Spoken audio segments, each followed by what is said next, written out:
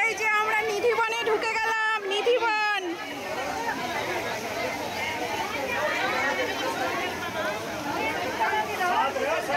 Hello friends, আজকে আমি তোমাদেরকে নতুন একটি পর্ব নিয়ে এসেছি, বৃন্দাবনের নিধিবন। তো নিধিবনের কথা তোমরা শুনে থাকবে। তো এখানে রাধা কৃষ্ণের এখানে রাসযাত্রা হয়েছিল। তো দিনের বেলা এখানে গাছগুলো গাছ হয়ে থাকে এবং রাত্রেবেলায় ওরা গোপী হয়ে রাস হয়। এখনও সেই রাসযাত্রা করে থাকে। তো রাতের বেলায় এই বাগানে কেউ থাকে না, একটা পশু পাখি বানরও থাকে না। এখানে গাছগুলো সবাই গোপী হয়ে যায়, শ্রীকৃষ্ণের সঙ্গে রাস করে। তো এখানে দেখতে গাছগুলো একদম শুকিয়ে গেছে নিচের তলাটা, কিন্তু ওপরে গাছগুলো কচি কচি পাতা, খুবই সুন্দর। তো নিধিবনটা সম্পূর্ণ তোমাদেরকে ঘুরিয়ে দেখাচ্ছি, খুব ভালো লাগবে, খুবই সুন্দর, পরিষ্কার পরিচ্ছন্ন। দেখো গাছগুলো একদম শুকনো কিন্তু গাছের পাতায় ভর্তি। তো চলো সম্পূর্ণ নিধিবনটা তোমাদের ঘুরিয়ে দেখাচ্ছি, চলো।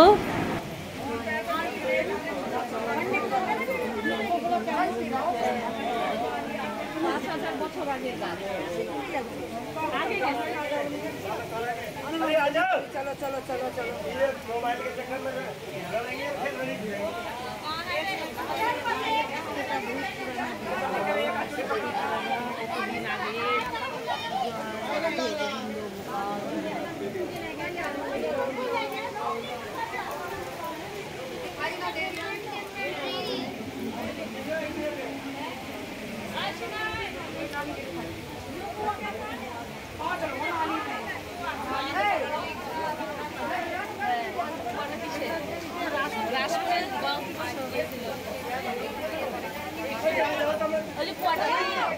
এখানে কথিত আছে যে রাস করতে করতে জল পিপাসা পেয়েছিল, তখন শ্রীকৃষ্ণ এখানে বাঁশি দিয়ে একটি কুয়ো খনন করেছিল। সেই কুয়োটি এখনো আছে, দেখো।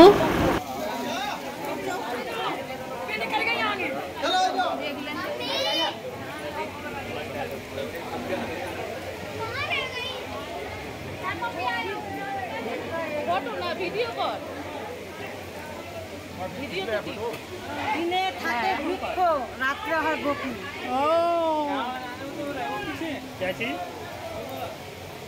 দিদি এই নিধিবনের একটু গল্প বলো তো। এটা আমরা নিধিবনে আসছি, এখানে কি আছে? এখানে রাধা গোবিন্দ সেবা কুঞ্জ, এখানে সেবা করে, রাত্রে সেবা করে রাস নৃত্য করে। এই যে এখানে গাছগুলো আছে, এরা সব দিনের বেলায় গাছ থাকে, রাতের বেলা গোপী হয়ে যায়। পিছনে ভিড় নাই।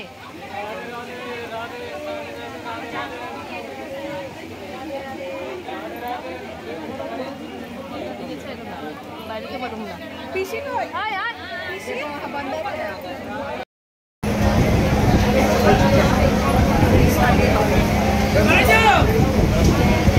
ও বন্ধ করছি।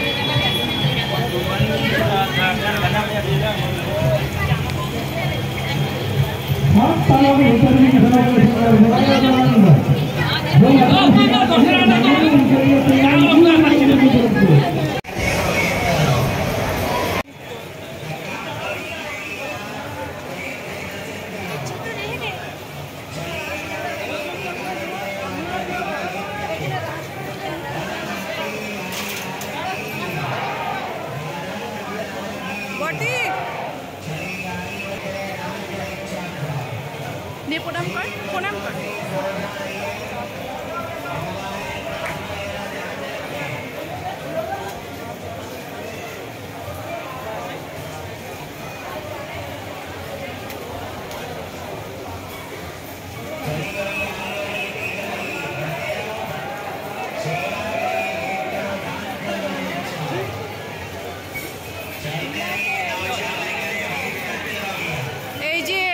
রাসমঞ্চ, এখানে রাধারানী শ্রীকৃষ্ণ গোপীদের নিয়ে রাস করেছিল। এই সেই রাসমঞ্চ, এই সেই নিধিবন। নিধিবনের এই বনেরা রাতে গোপী হয়ে যায়।